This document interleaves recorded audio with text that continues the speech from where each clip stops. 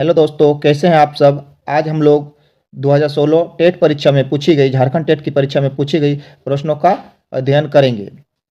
आप सब जानते हैं कि प्रीवियस ईयर क्वेश्चन परीक्षा की दृष्टि से अति महत्वपूर्ण होते हैं। इससे हम आने वाले परीक्षाओं की पैटर्न और क्वेश्चन के प्रकार को समझ सकते हैं कि किस प्रकार के प्रश्न परीक्षा में पूछे जाएंगे।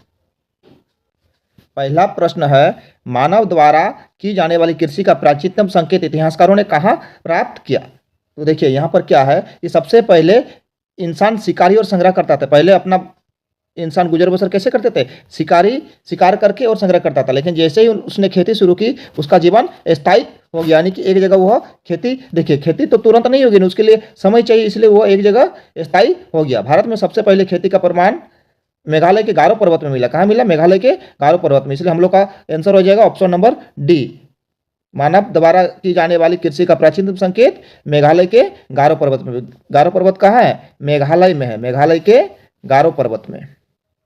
क्वेश्चन नंबर 2 है, नवपाषाण युग में कृषकों और गोपालकों का जीवन शिकारी और संग्राहकों के जीवन से कैसे भिन्न था।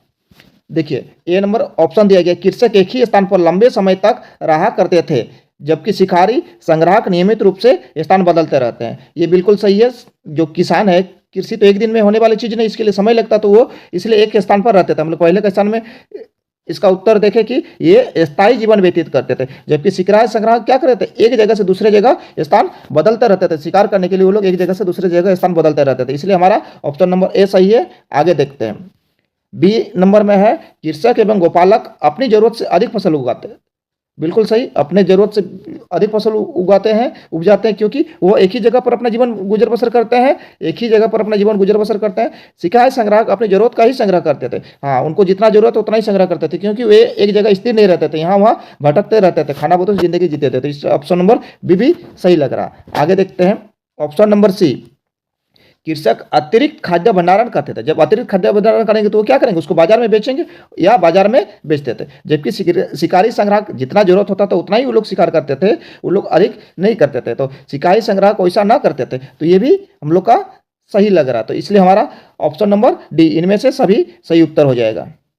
तीसरा क्वेश्चन है, भारत में किस राज्यों में सबसे ज्यादा हड़प्पा सभ्यता स्थल पाए गए हैं। उत्तर पूर्व, उत्तर प्रदेश, गुजरात, पंजाब, जम्मू व कश्मीर। देखिए हड़प्पा सभ्यता का कहाँ से कहाँ तक, 2600 से 1900 ईसा पूर्व तक हड़प्पा सभ्यता के स्थल भारत के कई राज्यों में फैला, लेकिन सबसे अधिक स्थल ये हरियाणा राज्य में मिला। हरियाणा के राखीगढ़ी और बनवाली में, राखीगढ़ी और बनवाली में सबसे अधिक हड़प्पा सभ्यता स्थल पाए गए। परंतु हमारे यहाँ पर ऑप्शन हरियाणा तो नहीं है। देखिए गुजरात में धोलावीरा और लोथल इन जगह पर हड़प्पा सभ्यता के स्थल पाए गए हैं। तो इसलिए हमारा ऑप्शन नंबर बी होगा। इसे सबसे ज्यादा हरियाणा में पाया जाता है, लेकिन हरियाणा ऑप्शन में नहीं है, तो हमारे यहाँ पर ऑप्शन हो जाएगा ऑप्शन नंबर बी, गुजरात। चौथा प्रश्न है, बिंदुसार के शासनकाल के दौरान अशोक को कहाँ के गवर्नर के रूप में नियुक्त किया गया। अशोक के गवर्नर के बारे में नियुक्त करने के बाद कहा गया ए उज्जैन सही है। उज्जैन का गवर्नर नियुक्त किया गया था बिंदुसार के शासनकाल के उपरांत। अगला है तक्षशिला यहाँ विद्रोह को दबाने के लिए अशोक गया था। यहाँ जो विद्रोह हुआ था उसको दबाने के लिए अशोक गया था, परंतु वहां पर गवर्नर नहीं बना। अगला पाटलिपुत्र, वर्तमान का पटना। तो पाटलिपुत्र यह राजधानी थी, यह पहले से सम्राट का नियंत्रण में था। पाटलिपुत्र क्या था, पहले से ही सम्राट के नियंत्रण में था, इसलिए पाटलिपुत्र भी हम लोग का सही उत्तर नहीं होगा। और जो कलिंग है, कलिंग क्या हुआ है, कलिंग विजय युद्ध के बाद हुआ है, इसलिए हमारा सही उत्तर हो जाएगा ऑप्शन नंबर ए। पांचवा प्रश्न है, दिल्ली में सीरी का किला शहर का प्रतिष्ठा कौन किया था। अलाउद्दीन खिलजी, ये सीरी का किला का इन्होंने ही बसाया था। तो ऑप्शन नंबर ए हमारा सही उत्तर हो जाएगा। इल्तुतमिश ने क्या किया था, कुतुब मीनार सुने आप सब, कुतुब मीनार और ईदलत खाना का निर्माण किया था इल्तुतमिश ने। इब्राहिम लोदी ने क्या किया था, इब्राहिम लोदी ने कोई भी नया शहर नहीं बनाया था। अगला है मोहम्मद बिन तुगलक, इन्होंने जहानपना और तुगलकबाद से जुड़ी योजना चलाई थी। तो हमारा इसलिए सही उत्तर हो जाएगा सीरी का किला शहर का प्रतिष्ठाता कौन था, तो अलाउद्दीन खिलजी, ऑप्शन नंबर ए सही उत्तर। छठा प्रश्न है, अकबर के शासनकाल के दौरान गुप्तचर तथा सैन्य विभाग के प्रधान मंत्री को किस नाम से जाना जाता था? सिपह सालार, फौजदार, मीर बख्शी, मीर समन। तो हम सब जानते हैं कि अकबर के शासनकाल के दौरान गुप्तचर को क्या नाम से जाना जाता था? मीर बख्शी, यानी कि ऑप्शन नंबर सी सही उत्तर। 7वां नंबर प्रश्न है, किस ब्रिटिश गवर्नर जनरल ने भारत में डाक टिकट का प्रवर्तन किया? Lord William Bentinck, lord Dalhousie, lord Auckland, lord Canning. तो डाक टिकट का प्रवर्तन किया था lord Dalhousie, option number B सही उत्तर। 8वां नंबर प्रश्न है, बेगार का अर्थ क्या है? तो देखिए, बेगार का मतलब होता है जबरन और बिना वेतन का काम कराना। जबरन और बिना वेतन का काम कराना, जबरन और बिना वेतन का काम कराना होता है बेगार। अंग्रेज और स्थानीय जमींदार दोबारा ग्रामीण से बेगार करवाया जाता था, यानी कि बिना वेतन का और जबरन काम करवाया जाता था। तो हम लोग का क्वेश्चन को देख लेते हैं, बेगार का अर्थ क्या है? वेतन के लिए काम करना नहीं होगा, अभी हमने सोचे विश्लेषण किया कि बेगार का मतलब होता है बिना वेतन का काम। जबरदस्ती मजदूरी, हाँ। काम की खोज, ये भी नहीं होगा, ये बेरोजगारी से संबंधित, यह एक जनजातीय का नाम है, ये भी गलत है। तो इसका सही उत्तर हो जाएगा जबरदस्ती मजदूरी, जो अंग्रेज और स्थानीय जमींदार था। अंग्रेज और स्थानीय जमींदारों के द्वारा क्या किया जाता था? ग्रामीणों को जबरदस्ती और जबरन काम कराया जाता था। तो ऑप्शन नंबर बी इसका सही उत्तर। 9 नंबर प्रश्न है, निम्नों में से किस इतिहास वेत्ता ने 1857 की विद्रोह को प्रथम स्वतंत्रता की लड़ाई के रूप में पुकारा था? RC Majumdar, BD Savarkar, Aurobindo Ghosh, Madanlal Dhingra. तो इसका सही उत्तर हो जाएगा बीडी सावरकर। बीडी सावरकर साहब ने 1909 में प्रकाशित अपनी पुस्तक का नाम है द फर्स्ट वार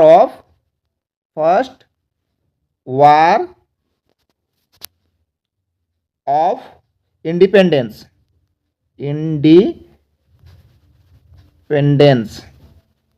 यानी कि प्रथम स्वतंत्रता की लड़ाई कहा था।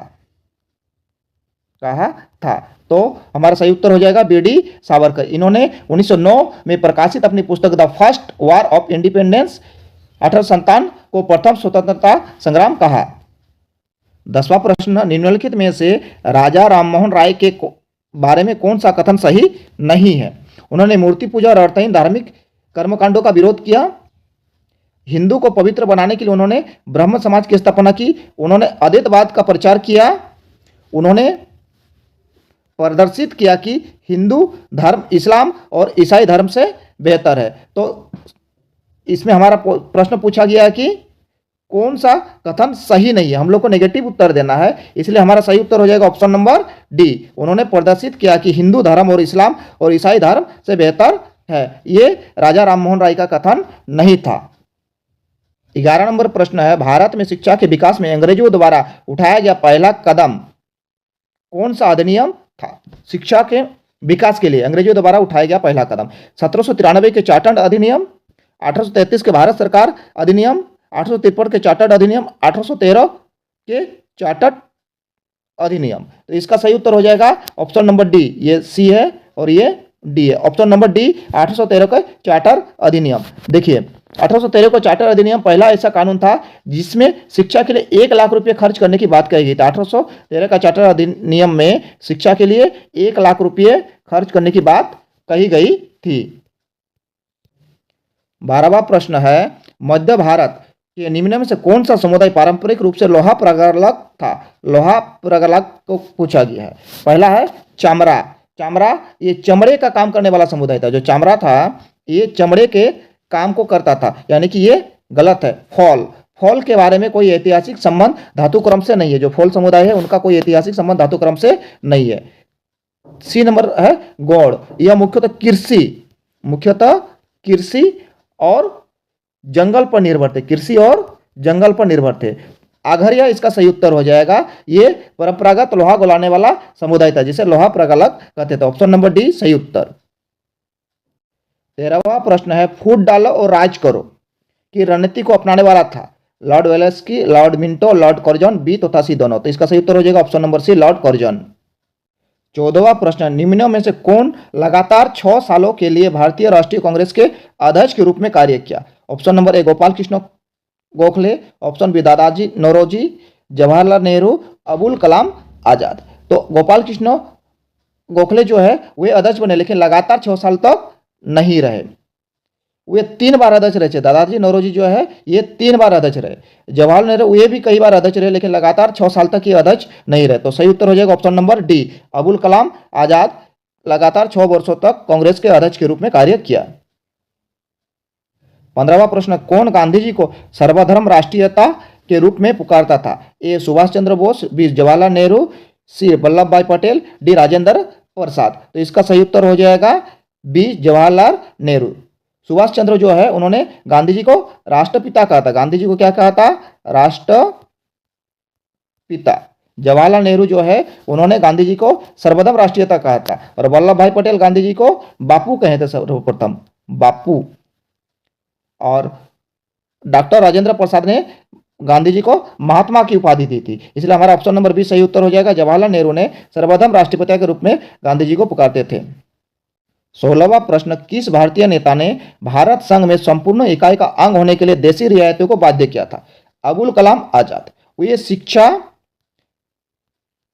वो विचारधारा से जुड़े थे, तो अबुल कलाम आजाद इसका सही उत्तर नहीं है। सरदार वल्लभ भाई पटेल इनका सही उत्तर है। पंडित जवाहरलाल नेहरू जो है वे मुख्यतः प्रधानमंत्री थे। वो पंडित जवाहरलाल नेहरू आजाद भारत का प्रथम प्रधानमंत्री थे, परंतु वो जो देशी रियायती को था उनको भारतीय संपूर्ण इकाई अंग में शामिल होने के लिए उनका मुख्य कार्य नहीं था पंडित जवाहरलाल नेहरू का। सरदार बलवंत सिंह ऐसा कोई ऐतिहासिक नाम नहीं है। तो हमारा सही उत्तर हो जाएगा ऑप्शन नंबर बी, सरदार वल्लभ भाई पटेल। इनके द्वारा रियासतों को भारत संघ में विलय करवाया गया। रियासत जो है देशी रियासत, इनको भारत संघ में सरदार वल्लभ भाई पटेल के द्वारा विलय करवाया गया। 17 नंबर प्रश्न है, किस वर्ष असहयोग आंदोलन शुरू किया गया था? 1945 में, 1948 में, 1955 में, 1960 में। देखिए चारों ऑप्शन यहाँ पर गलत दिया गया है। हमारा सही उत्तर हो जाएगा 1920 में।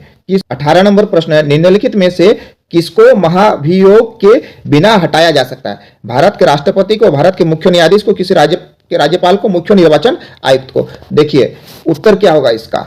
महाभियोग एक गंभीर संसदीय प्रक्रिया, यह क्या है? एक गंभीर संसदीय प्रक्रिया है,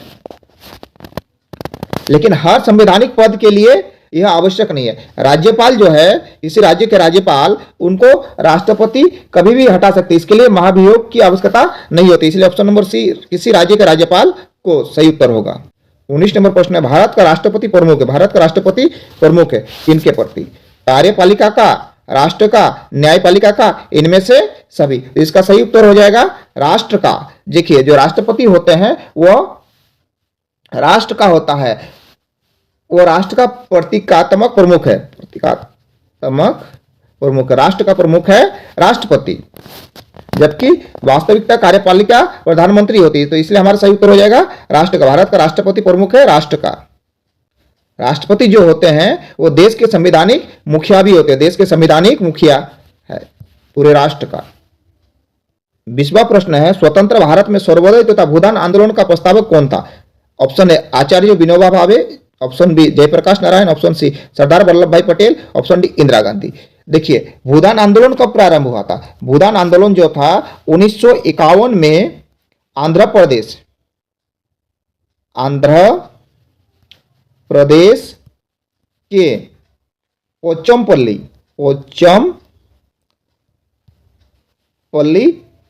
से हुआ था। इसका नेतृत्व जो किया था आचार्य विनोबा भावे के द्वारा किया गया था। तो इसका सही उत्तर हो जाएगा स्वतंत्र भारत में सर्वोदय तथा भूदान आंदोलन का प्रस्तावक कौन था? तो ऑप्शन नंबर ए आचार्य विनोबा भावे।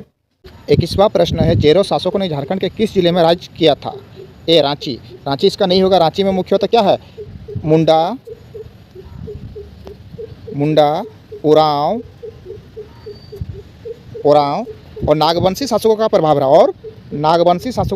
रहा रांची जिला में, इसलिए रांची नहीं होगा। पलामू इसका सही उत्तर है। पलामू में क्या है? चेरो शासकों का प्रमुख राज्य पलामू था। चेरो शासकों का प्रमुख राज्य क्या था? चेरो शासकों का प्रमुख राज्य था पलामू। यहाँ पर हमें किला चेरो वंश की शक्ति का प्रतीक, यहाँ राजा मेदिनी राय जो थे, राजा मेदिनी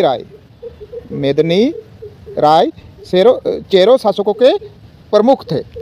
अगला है चतरा। चतरा में चेरो शासकों का कोई उल्लेख या चेरो शासन का कोई उल्लेख नहीं मिलता है। चाईबासा जो पश्चिम सिंहभूम जिला के अंतर्गत है, पश्चिम सिंहभूम जिला के अंतर्गत आती है। तो चाईबासा में हो जनजाति और अन्य आदिवासी समुदाय का प्रभाव था। यहाँ पर हो जनजाति और अन्य आदिवासी समुदाय का प्रभाव था, इसलिए हमारा सही उत्तर हो रहा है ऑप्शन नंबर बी, पलामू। 22वां प्रश्न है, जीएसटी का पूरा नाम क्या है? जियो stationery transmission goods and service tax, geographical standard time, Greenwich standard time. तो हम सभी जानते हैं कि जीएसटी का पूरा नाम है goods and service tax, GST. तो आप सब बता सकते हैं कि जीएसटी भारत में कब लागू हुआ? जीएसटी भारत में लागू हुआ 1 जुलाई 2017 को। तो हमारा सही उत्तर है जीएसटी का पूरा नाम क्या है? Goods and service tax, option number B. 23वां प्रश्न है, निम्न में कौन सी धातुओं की जोड़ी पृथ्वी को क्रोड का निर्माण करती है? ए लोहा तथा निकेल, बी लोहा तथा तांबा, सी मैग्नीशियम तथा निकल, डी क्रोमियम तथा निकल। तो देखिए हम जानते हैं पृथ्वी के भीतर क्रोड का मुख्य संगठन लोहा और निकल है। क्या है? लोहा और निकल, यानी कि ऑप्शन नंबर ए, ऑप्शन नंबर ए हम लोग का सही उत्तर है। 24वां प्रश्न है, निम्न में से कहाँ सभी अंशांशों पर साल में कम से कम एक बार मध्याह्न का सूर्य ठीक सिर के ऊपर रहता है? हम सभी जानते हैं कि सूर्य का सीधा प्रकाश केवल कर्क रेखा और मकर रेखा के बीच पड़ती है, यानी कि ऑप्शन नंबर ए इसका सही उत्तर। 25वां प्रश्न है, भूकंप होता है क्योंकि उच्चचाप हवा बहती है, यह मौसम की घटना है। यह क्या चीज़ की घटना है? मौसम की घटना है। पृथ्वी के अंदर का मैग्मा बाहर निकलते हैं, यह ज्वालामुखी का कारण। यह क्या चीज़ का कारण है? ज्वालामुखी का कारण है, यह ज्वालामुखी का कारण है। अगला है सी नंबर पॉइंट, समुद्र में सुनामी होती है जो भूपृष्ठ को गतिशील होने के कारण है। तो सुनामी भूकंप का परिणाम है, इसका कारण नहीं है। अगला है लिथोस्फीयर की प्लेटें गतिशील होती है जो भूपृष्ठ को कंपायन करती है, जिससे भूकंप होती है, यानी ऑप्शन नंबर डी सही उत्तर। 26वां प्रश्न है, एशिया और यूरोप महाद्वीपों को पृथक करने वाली पर्वत श्रृंखला है। कांगायमन ऐसा कोई पर्वत ही नहीं। हिमालय, हिमालय कहाँ पर है? यह एशिया में है। हिमालय पर्वत जो है यह एशिया में है, तो हिमालय भी नहीं होगा क्योंकि एशिया और यूरोप की बात किया गया है। आल्प्स, आल्प्स यूरोप के अंदर, यूरोप के अंदर है। आल्प्स जो है यूरोप के अंदर है, तो हमारा सही उत्तर हो जाएगा ऑप्शन नंबर डी, उरल। यही एशिया और यूरोप की सीमा मानी जाती है, एशिया और यूरोप की सीमा मानी जाती है उरल को। तो यहाँ क्वेश्चन पूछेगा एशिया और यूरोप महाद्वीपों को पृथक करने वाली पर्वत श्रृंखला क्या है? तो इसका सही उत्तर हो जाएगा ऑप्शन नंबर डी, उरल। 27वां प्रश्न है, ट्रक के टायरों को नष्ट करने की सर्वाधिक पर्यावरणीय अनुकूल पद्धति है। खेत का मैदान के पृष्ठ उन्हें पुनःचक्रित करना, यानी कि रिसाइकिलिंग करना। बी नंबर है संग्रह कर उन्हें अय्या लगाकर रखना, यानी कि एक जगह इकट्ठा करके रखना। गड्ढे में डाल देना, गड्ढे में डाल देने से क्या होगा? भूमि प्रदूषण होगा। इससे क्या होगा? भूमि प्रदूषण होगा। भूमि भराव हेतु भेज देना, इससे भी क्या होगा? पर्यावरण को हानि पहुंचेगी। तो हमारा सही आंसर होगा पुनर्चक्रित करना, यानी कि रिसाइकिलिंग करना, ऑप्शन नंबर ए सही उत्तर। 28वां प्रश्न, निम्न में कौन सा नाइट्रोजन चक्र में मानव हस्तक्षेप का परिणाम नहीं है? ऑक्साइडों का उत्सर्जन जिसके कारण विश्व उष्णायन होता है, स्ट्रेटोस्फीयर में ओजोन का अपक्षय, अम्लीय वर्षा में वृद्धि, यूटिफिकेशन। तो देखिए नाइट्रोजन चक्र में मानव का हस्तक्षेप का बात यहाँ पर क्या गया है? नाइट्रोजन हस्तक्षेप में क्या होती है? अम्लीय वर्षा होती है, अम्लीय वर्षा होती है, और ओजोन परत का अपक्षय होता है। ओजोन परत यानी कि CFCS। तो इसलिए हमारा इसका सही उत्तर हो जाएगा ऑप्शन नंबर बी, स्ट्रेटोस्फीयर में ओजोन का अपक्षय, ऑप्शन नंबर बी हमारा सही उत्तर हो जाएगा।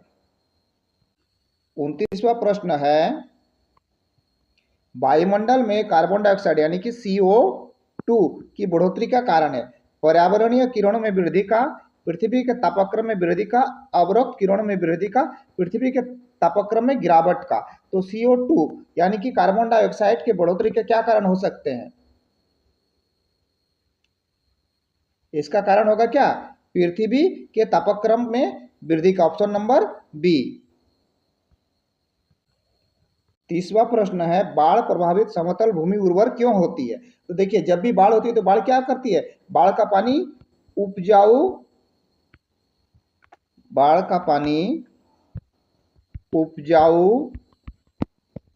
गाद और पोषक तत्व लेकर के आती है। ये बाढ़ का पानी उपजाऊ गाद और पोषक तत्व लेकर के आती है। तो अब हम लोग ऑप्शन देख लेते हैं कि प्रभावित समतल भूमि उर्वर क्यों होती है। क्योंकि वह गाद और कीचड़ लेकर के आती है, उपजाऊ गाद और पोषक तत्व लेकर के आती है। तो इसका हम लोग मैच कहाँ पर कर रहा है? ऑप्शन नंबर डी, बाढ़ कीचड़ ले आती है जो पोषण समृद्ध होती है। ऑप्शन नंबर डी इसका सही उत्तर। 31वां प्रश्न है, निम्नलिखित में से भारत के किस क्षेत्र में अत्यंत विशाल रूप से फैले ग्राम पाए जाते हैं? तटवर्ती कोनक, यहाँ छोटे छोटे गांव पाए जाते हैं। यहाँ पर क्या पाए जाते हैं? छोटे छोटे गांव पाए जाते हैं। पूर्वोत्तर भारत, यहाँ पहाड़ी और जंगल पाया जाता है। पहाड़ी और जंगल पाया जाता है पूर्वोत्तर भारत में। गंगा का समतल मैदान जो है, ऑप्शन नंबर सी, गंगा का समतल मैदान में विशाल गांव पाए जाते हैं। बड़े बड़े विशाल गांव पाए जाते हैं। अत्यंत विशाल रूप से पाए जाने वाला गांव गंगा के समतल में पाया जाता है। ऑप्शन नंबर डी दिया, मालाबार तटवर्ती, यहाँ पर छोटे छोटे गांव फैले होते हैं। तो हमारा ऑप्शन क्वेश्चन के अनुसार मैच कर रहा है ऑप्शन नंबर सी। यहाँ पर क्या होता है? गंगा के समतल क्षेत्र में सबसे उपजाऊ और घनी आबादी वाला है। यहाँ कृषि पर आधारित बड़े बड़े गांव पाए जाते हैं। यहाँ के लोग किस पर डिपेंड करते हैं? कृषि पर आधारित बड़े बड़े गांव पाए जाते हैं। प्रश्न है, निम्नों में कौन सा झारखंड में नहीं पाया जाता है?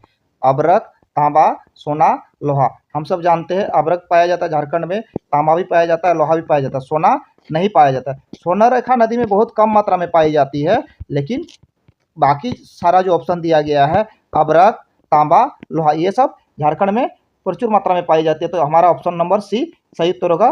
क्या नहीं पाया जाता है? सोना नहीं पाया जाता है। 33वां प्रश्न है, 2011 की जनगणना के अनुसार झारखंड का सबसे कम जनसंख्या वाला जिला कौन सा है? तो देखिए, सबसे अधिक जिला वाला है रांची और सबसे कम जनसंख्या वाला जिला है लोहरदगा। तो ऑप्शन नंबर बी सही उत्तर।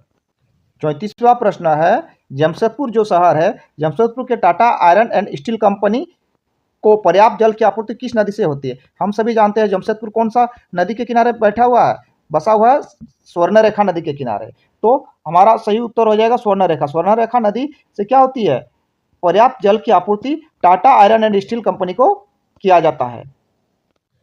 35वां प्रश्न है, झारखंड में सबसे कम साक्षरता दर वाला जिला। हमको सबसे कम साक्षरता दर वाला जिला को यहाँ पर ऑप्शन चुनना है। ए धनबाद, बी पाकुड़, सी डाल्टनगंज, डी रांची। तो सही उत्तर हो जाएगा बी पाकुड़। 36वां प्रश्न दिया गया है, झारखंड में प्रति वर्ग किलोमीटर जनसंख्या का घनत्व है। प्रति वर्ग किलोमीटर जनसंख्या का घनत्व क्या है? तो इसका ऑप्शन देगा 770 व्यक्ति प्रति वर्ग किलोमीटर, 880 व्यक्ति प्रति वर्ग किलोमीटर, 414 व्यक्ति प्रति वर्ग किलोमीटर, 514 व्यक्ति प्रति वर्ग किलोमीटर। सही उत्तर है ऑप्शन नंबर सी, 414 व्यक्ति प्रति वर्ग किलोमीटर। 37वां प्रश्न है, मिश्रित कृषि से आशय है। मिश्रित कृषि का क्या आशय है? खाद्य एवं चारा फसलों को उगाने के साथ साथ पशुपालन, विभिन्न फसल आनुवंशिक रूप से उगाना, फसल उगाना यानी फसल उगाना, खाद्य एवं उर्वरक के मिश्रण का प्रयोग करना। तो खाद्य एवं उर्वरक का मिश्रण ये तो नहीं होगा, क्योंकि ये खाद्य एवं उर्वरक की बात किया गया है, कृषि की बात नहीं किया गया। फसल उगाना, केवल एक फसल उगाने से भी नहीं होगा, और विभिन्न फसल उगाने भी मिश्रित कृषि के दायरे में नहीं आता। खाद्य एवं चारा फसल उगाना ये दोनों मिश्रित हो रहा है, खाद्य एवं चारा फसल उगाना। इसलिए हमारा उत्तर हो जाएगा ऑप्शन नंबर ए। 38वां प्रश्न दिया गया है, भारत में किस फसल के समूहों को रबी मौसम में उगाया जाता है? यहाँ पर रबी मौसम में टाइपिंग थोड़ा सा मिस्टेक है, तो रबी मौसम में उगाया जाता है। तो रबी मौसम में कौन कौन से फसल उगाया जाता है इसको उल्लेखित करना। ए ऑप्शन दिएगा गेहूं, जौ तथा चना, बी ऑप्शन दिएगा धान, मकई तथा गेहूं, सी जौ, मकई तथा चावल, डी बाजरा, चना तथा चावल। रबी फसल कौन सा मौसम के फसलों को कहा जाता है? सर्दियों में जो फल उगाया जाता है या सब्जियां उगाया जाता है, सर्दियों में उगाए जाने वाले फसल को क्या कहते हैं? रबी फसल कहते हैं। तो इनमें से कौन सा फसल सर्दियों में उगाया जाता है? गेहूं, जौ तथा चना। ऑप्शन नंबर ए। 39 नंबर प्रश्न, अनेकता में एकता की बात भारत में किसने प्रतिपादित किया था? इंदिरा गांधी, जवाहरलाल नेहरू, राजेंद्र प्रसाद, मोतीलाल नेहरू। तो ये अनेकता में एकता की बात प्रतिपादित किया गया था जवाहरलाल नेहरू जी के द्वारा। तो ऑप्शन नंबर बी सही उत्तर। 40वां प्रश्न है, निम्नों में से कौन सरकार का कार्य नहीं है? व्यापार के साथ संधियां करना, ये तो सरकार की कार्य है। प्राकृतिक खजाने तथा धारावाहिक उपयोगों का नियमन तथा उसकी सुरक्षा, प्राकृतिक खजाना का सुरक्षा करना सरकार की जिम्मेदारी है। बैंक का कार्यों का नियमन, बैंक का कार्य भी सरकार के अधीन आता। किसी व्यक्ति तथा उसके रिश्तेदारों के बीच की संपत्ति संबंधी विवादों का निपटारा, ये जो डी नंबर ऑप्शन है, डी नंबर ऑप्शन सरकार के कार्य के अंतर्गत नहीं आते हैं। संपत्ति विवाद, रिश्तेदारों के बीच के संपत्ति विवाद का निपटारा कौन करता है? न्यायालय के द्वारा किया जाता है। इसका निपटारा न्यायालय के द्वारा किया जाता है, यह सरकार के अधीन में नहीं आता। तो ऑप्शन नंबर डी सही उत्तर। 41 नंबर प्रश्न है, निम्नों में से कौन सा मानवाधिकार तथा राजनीतिक अधिकार नहीं है? संपत्ति या संस्था का अधिकार, संपत्ति का अधिकार, एकत्रित होकर सभा करने का अधिकार, अभिव्यक्ति का अधिकार। देखिए, वर्तमान में संपत्ति का अधिकार अब मौलिक अधिकार नहीं है। जो संपत्ति का अधिकार है वह अभी मौलिक अधिकार के अंतर्गत नहीं है। तो ये हमारा ऑप्शन नंबर बी सही उत्तर हो जाएगा, संपत्ति का अधिकार 41 का आंसर। 42 नंबर प्रश्न कहा गया है, कानून के ऊपर यानी कि लॉ के ऊपर पद का क्या तात्पर्य, मीनिंग क्या है पद का? राष्ट्र कानून के प्रति उत्तरदायित्व नहीं है। जो ऐसा समझते हो अपने आप को कानून के ऊपर समझता है, कानून का अनुसरण नहीं करता, ये भी कानून का ऊपर पद का तात्पर्य हो रहा है। गैर कानूनी कार्य करता है, ये भी कानून का ऊपर पद का तात्पर्य हो रहा है। तो ये आंसर हो जाएगा इनमें से सभी। कानून का ऊपर पद का तात्पर्य क्या है? राष्ट्र कानून के प्रति उत्तरदायी नहीं होना, कानून का अनुसरण नहीं करना, गैर कानूनी कार्य करना, ये सारे कानून के ऊपर के अंतर्गत हो रही है, इसलिए इनमें से सभी इसका सही उत्तर हो जाएगा। 43 नंबर प्रश्न है, स्वर्ण रेशा के रूप में किस कृषि उत्पाद को संदर्भित किया जाता है? जूट, रेशम या सिल्क, कपास, चाय। तो सही उत्तर हो जाएगा जूट, क्योंकि जूट उसकी सुनहरी चमक, जूट की क्या होती है? सुनहरी चमक होती है, सुनहरी चमक होती है जूट की। तो जूट की सुनहरी चमक के कारण उसे क्या कहा जाता है? स्वर्ण रेशा कहा जाता है। स्वर्ण रेशा यानी कि सुनहरी रेशा। तो ऑप्शन नंबर ए सही उत्तर जूट। 44 नंबर प्रश्न है, निम्नों में से कौन संवैधानिक संशोधन पंचायती राज के संवैधानिक दर्जा दिया गया? कौन सा संवैधानिक संशोधन में पंचायती राज को संवैधानिक दर्जा दिया गया? ऑप्शन ए 71वां संशोधन 1992 में हुई, 72वां संशोधन 1992 में हुई, 73वां संशोधन 1992 में हुई, 74वां संशोधन 1993 में हुई। ये ऑप्शन सारा दिया गया। तो हमारा सही उत्तर हो जाएगा 73वां संशोधन 1992। 45 नंबर प्रश्न, बागवानों के लिए सर्वाधिक उपयुक्त मौसम का प्रकार है? समशीतोष्ण, भूमध्य सागरीय, मानसून, टुंडा। तो सबसे सर्वाधिक उपयुक्त मौसम है भूमध्य सागरीय। भूमध्य सागरीय जलवायु फल बागवानी के लिए सबसे सर्वश्रेष्ठ है, सर्वश्रेष्ठ है। 46वां प्रश्न है, मध्याह्न भोजन कार्यक्रम चालू करने वाला प्रथम राज्य कौन सा था? दिल्ली, केरल, तमिलनाडु, पश्चिम बंगाल। एमडीएम जो विद्यालय में जो कार्यक्रम चलती है मिड डे मील की, ये योजना सबसे पहले कौन सा राज्य में चालू हुआ था? तो इसका सही उत्तर हो जाएगा ऑप्शन नंबर सी, तमिलनाडु। 47वां प्रश्न है, संविधान द्वारा प्रदत्त समानता किन दो तरीकों से सरकार क्रियान्वित कर सकती है या वर्तमान में कर रही है? अल्पसंख्यकों तथा कमजोर वर्गों के लिए चुनाव क्षेत्र का संरक्षण, कानून बनाकर योजना अथवा स्कीम का क्रियान्वयन करना, संविधान को पूरे राष्ट्र में प्रचार करना, अधिकारियों को सभी व्यक्तियों के प्रति सम्मान व्यवहार करने को कहना। तो चारों ऑप्शन में से हमें सबसे उचित ऑप्शन लग रहा है ऑप्शन नंबर बी, कानून बनाकर योजना अथवा स्कीम का क्रियान्वयन करना। जब तक कानून बनाकर किसी योजना और स्कीम को क्रियान्वयन नहीं किया जाएगा तब तक सबको समानता का अधिकार नहीं मिल सकती है। तो इसलिए हम हमारे विचार से सही उत्तर हो रहा है ऑप्शन नंबर बी। 48वां नंबर प्रश्न है, निम्नों में से कौन सा राज्य द्विसदनीय विधायिका का हिस्सा नहीं है? द्विसदनीय विधायिका नहीं है, कौन सा राज्य में? तो इसका सही उत्तर हो जाएगा ऑप्शन नंबर सी, राजस्थान। 49 नंबर प्रश्न है, मानव पूंजी में निवेश, मानव पूंजी में निवेश का क्या अर्थ है? सभी को निःशुल्क शिक्षा देना, एकदम सही है। सभी को सही मेडिकल उपचार देना, सभी के लिए स्वास्थ्य सुविधा उपलब्ध कराना, उन व्यक्तियों को प्रशिक्षण देना जिनमें किसी प्रकार की क्षमता में वृद्धि हो, यानी कि कौशल विकास वगैरह हम लोग देखते हैं जो प्रशिक्षण दिया जाता है। इनमें से सभी, यानी कि सभी उत्तर हम लोग को सही लग रहा, तो इसका सही उत्तर हो जाएगा ऑप्शन नंबर डी, इनमें से सभी।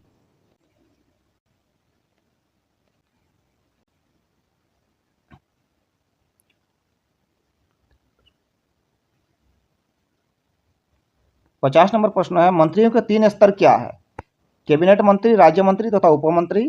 बी मुख्यमंत्री, कैबिनेट मंत्री तथा उपमुख्यमंत्री। सी प्रधानमंत्री, मुख्यमंत्री तथा कैबिनेट मंत्री। ऑप्शन नंबर डी इनमें से कोई नहीं। तो इसका सही उत्तर हो जाएगा ऑप्शन नंबर ए, कैबिनेट मंत्री, राज्य मंत्री तथा उपमंत्री।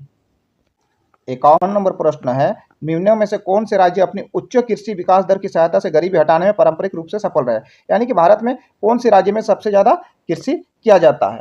तो केरल तथा पश्चिम बंगाल, पंजाब तथा तमिलनाडु, पंजाब तथा हरियाणा, आंध्र प्रदेश तथा तमिलनाडु। तो इसका सही उत्तर हो जाएगा पंजाब तथा हरियाणा, ऑप्शन नंबर सी। 52 नंबर प्रश्न, औसत आय है कुल राष्ट्रीय आय भागा देश की जनसंख्या, प्रति व्यक्ति आय भागा कुल राष्ट्रीय आय, राष्ट्रीय संपत्ति बटा देश की प्रति व्यक्ति आय, राष्ट्रीय बजट भागा राष्ट्रीय आय। तो हम लोग औसत आय यानी कि एवरेज इनकम निकालना है। तो क्या होगा? कुल राष्ट्रीय आय, total national income divided by total population, यानी कि ऑप्शन नंबर ए सही उत्तर होगा। 53 नंबर प्रश्न है, निम्नों में से कौन सा प्लास्टिक मुद्रा का उदाहरण है? चेक, ये प्लास्टिक मुद्रा का cheque, bank overdraft, credit card, demand draft. तो इसका सही उत्तर हो जाएगा क्रेडिट कार्ड। क्रेडिट कार्ड जो है प्लास्टिक मुद्रा का एक उदाहरण है। 54 नंबर प्रश्न है, मैंने 5,10,000 रुपया में एक मारुति स्विफ्ट डिजायर गाड़ी बुक किया था। गाड़ी की सुपुर्दगी 6 महीने में करनी थी। मतलब 5,10,000 में हम गाड़ी बुकिंग किए थे मारुति स्विफ्ट, उसको हमको डिलीवर करना था 6 महीने में, परंतु गाड़ी की सुपुर्दगी देर में हुआ। गाड़ी का डीलर उसको देर में सुपुर्द किया। गाड़ी की कीमत 5,10,000 से बढ़कर के 5,25,000 यानी कि 15,000 रुपये की बढ़ोतरी हुई। इस मामले में मुझे खुदगर्दी के समय अतिरिक्त 15,000 रुपये भुगतान करना पड़ेगा। बी मुझे 15,000 रुपया भुगतान करने की कोई दक्षता नहीं है क्योंकि देर कार डीलर द्वारा हुई। सी में मैं गाड़ी की बुकिंग रद्द कर सकता हूं तथा देर के लिए भुगतान की गई रकम की वापसी का दावा करूंगा। डी मैं किसी भी दूसरी गाड़ी में बदल सकता हूं जो उपलब्ध है तथा अतिरिक्त राशि का भुगतान करना आवश्यक नहीं है। तो इसका सही उत्तर हो जाएगा ऑप्शन नंबर बी, मुझे 15,000 रुपया भुगतान करने की कोई बाध्यता, दक्षता मतलब कोई बाध्यता नहीं है क्योंकि देर कार डीलर द्वारा हुआ है। 55 नंबर प्रश्न है, झारखंड के कितने भूमि क्षेत्र कृषि के लिए उपयुक्त है? A 38 lakh hectare, B 18 lakh hectare, C 40 lakh hectare, D इनमें से कोई नहीं। तो इसका सही उत्तर हो जाएगा ए 38 लाख हेक्टेयर। 56 नंबर प्रश्न है, एनसीएफ 2005 के अंतर्गत सामाजिक अध्ययन को पाठ्यचर्या केंद्रित है बच्चे पर, स्कूल पर, प्राचार्य पर, शिक्षक पर। एनसीएफ मतलब national curriculum framework, curriculum framework NCF. तो एनसीएफ केंद्रित है बच्चे पर, तो इसका सही उत्तर हो जाएगा ऑप्शन नंबर ए। अगला प्रश्न है, निम्न में से किस स्थिति के अंतर्गत कक्षा के बाहर सीखने का क्रियाकलाप सफल होगा? कक्षा के बाहर, क्लासरूम के बाहर, जब वे दीर्घकालीन पाठ्यक्रम योजना का अभिन्न अंग होंगे, जब वे कक्षा का क्रियाकलाप से नजदीकी संबंध रखते होंगे, उपलब्धि की उन्नति पर उनके प्रभाव के लिए क्रियाकलाप का मूल्यांकन होगा। इनमें से सभी। तो इसका सही उत्तर हो जाएगा इनमें से सभी, ऑप्शन नंबर डी। 58 नंबर प्रश्न है, 58 नंबर, निम्नलिखित में से कौन सा व्यक्ति अध्ययन पद्धति का एक महत्वपूर्ण लक्षण है? कक्षा में बिना निर्णय के, यहाँ बिना निर्णय पर दिया गया तो ये गलत होगा। कक्षा में बिना निर्णय के कोई कहानी प्रस्तुत करना। छोटे बच्चों में छात्र एक दूसरे से प्रश्न पूछते हैं, ये भी उतना सटीक नहीं लग रहा। प्रत्येक छात्र को लेखन कार्य दिया जाता है, ये उत्तर भी यहाँ पर व्यक्ति अध्ययन की बात किया गया तो ये उत्तर भी उतना सटीक नहीं लग रहा। ऑप्शन नंबर डी, निर्णय पर पहुंचने के बाद प्रत्येक समूह संवाद करता है, ये ऑप्शन नंबर डी सही उत्तर है। 59 नंबर प्रश्न दिया गया, शिक्षण के प्रश्नोत्तरी बाली अधिगम अपनाकर किसी छात्र द्वारा निम्न में से किस गतिविधि को अपनाया नहीं जाएगा? प्रश्नोत्तर, संदिग्ध निष्कर्ष का सामना करना, संबंधों को बताना, जांचों को बताना। तो यहाँ पर प्रश्नोत्तरी बोला गया है, शिक्षण के प्रश्नोत्तरी वाली अधिगम अपनाकर किसी छात्र द्वारा निम्न में से किस गतिविधि को अपनाया नहीं जाएगा? इसका सही उत्तर हो जाएगा ऑप्शन नंबर डी, जांचों को बताना। देखिए प्रश्नोत्तर ही है तो प्रश्नोत्तर तो होगा ही, और प्रश्नोत्तर जब होगा तो संदिग्ध निष्कर्ष से भी सामना होगा, और जो भी संबंध उसका टीचर और छात्र मिलकर के इसका निष्कर्ष निकालेंगे। तो इसलिए हमारा क्या हो जाएगा? ऑप्शन नंबर डी सही उत्तर, जांचों को बताना। अंतिम प्रश्न, विभिन्न विषय में शिक्षक द्वारा प्रयोगशाला कार्यों को पर्याप्त महत्व न दिए जाने का एक कारण क्या है? ए, यह उन विषयों के लिए आवश्यक है जिनके लिए यह प्रस्तावित है।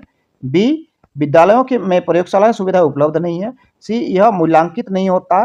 डी, शिक्षकों को कोई प्रायोगिक अनुभव नहीं है। तो ये क्वेश्चन हम आप लोगों के लिए होमवर्क में छोड़ रहे हैं। इस क्वेश्चन का जवाब मुझे आप लोग कमेंट बॉक्स में दीजिएगा कि इसका सही उत्तर क्या होगा।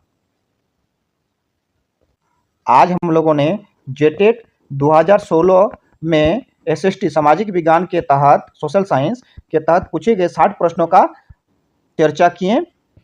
यदि आप लोग इसी प्रकार जेटेट संबंधित कंटेंट पाना चाहते हैं तो कृपया चैनल से जुड़े, चैनल को सब्सक्राइब करें। आज के लिए इतना ही। धन्यवाद। जय हिंद।